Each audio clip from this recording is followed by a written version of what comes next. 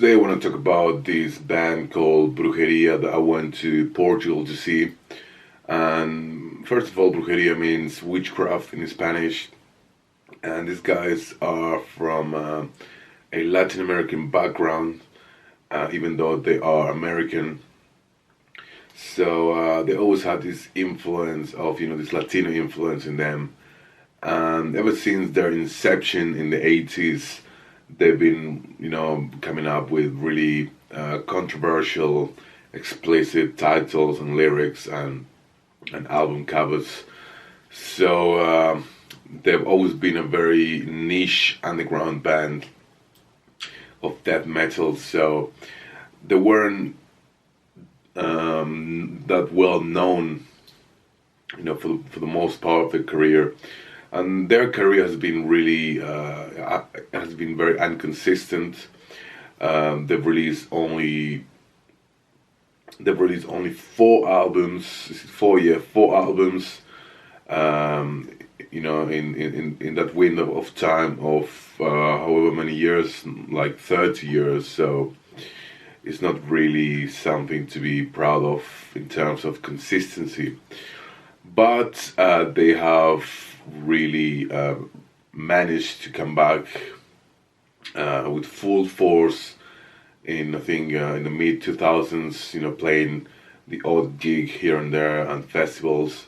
So they promised us a new album for many, many years. And finally, this year, 2016, has seen the release of Porto, their 4th full-length album. And this is a band that I never thought I would see live. First of all, when I listened to them back in the day, I was a bit scared because of the lyrics they dealt with, lyrics of sorcery, Satanism, witchcraft, murder, rape, and all that. So I really thought they were into that stuff, and at that time I wasn't listening to metal at all. So being exposed to that type of music was a bit of a shock for me. So obviously I didn't really follow through.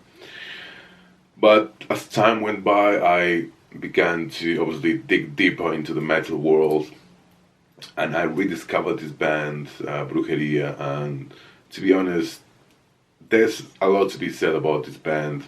And I find their music to be quite polarizing, but at the same time very entertaining.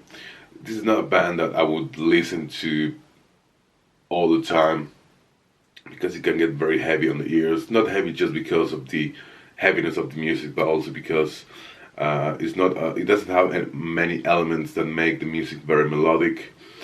This is more like a very strong statement of power as opposed to melody. So this is more a band that I will listen to when I feel like listening to it. Like specifically, I want a shot of energy or something like that in my ears.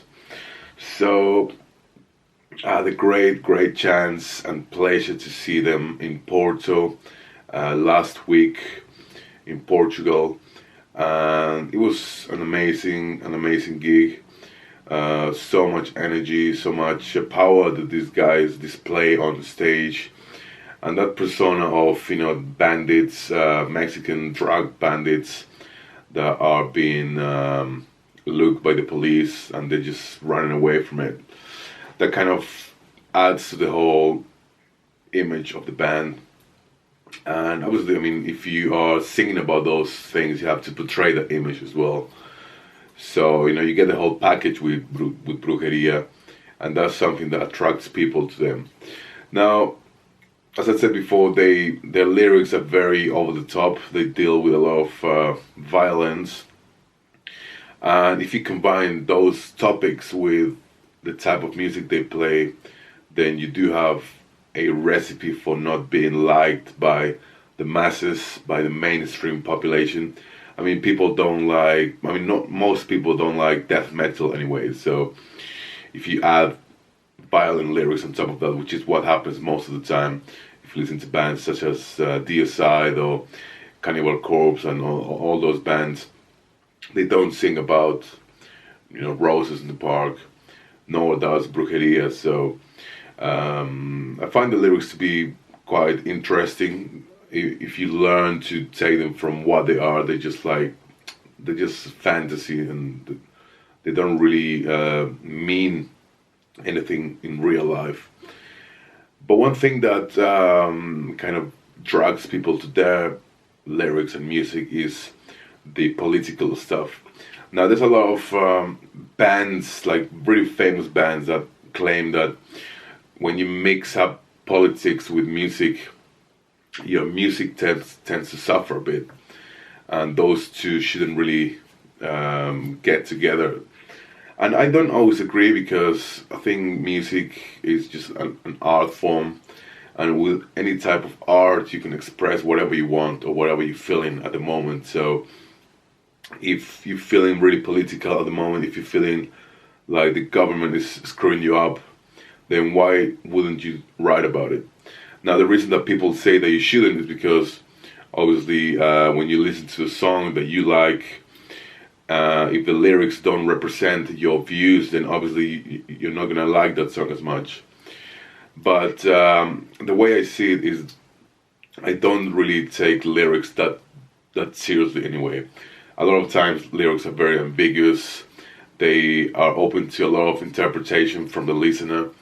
Even though these lyrics from this band are very graphic, and they don't really leave much room for interpretation, but I really take them as a joke. I mean, I do agree with some of the stuff they fight for, like human rights, rights for Latin American people, which I'm really in favor of, because I'm Latin American myself. But when it comes to the violent stuff, I kind of see it as a joke, and that's the best way to see it. That's the best way to enjoy any type of violent art form, whether it's books, movies, music, or anything really. So if you learn to do that, then you have a much more enjoyable experience listening to these bands. So the clip that you saw was from the gig, and again, it was such an amazing hour and a half of power, and one of the bands that I've never seen before, and I might never see again, you never know.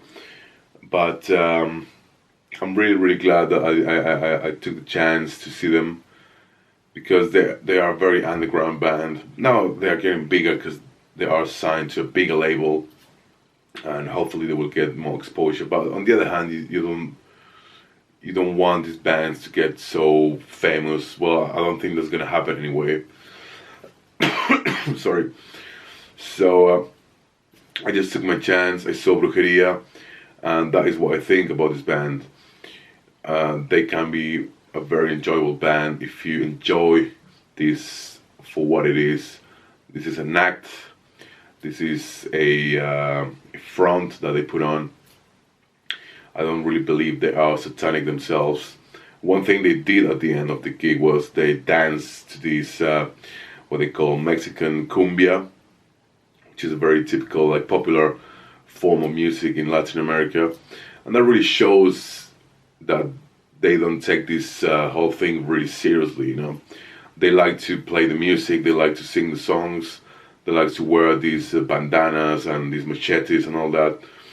But once the show is over, they're just back to normal. They are just normal people, and they like to acknowledge that. So that's the message from this video. Just enjoy music and art for what it is, and don't take it very seriously. If the lyrics or the music is really violent, or it doesn't go with your views in life, just enjoy it for what it is. So that's it for me, guys.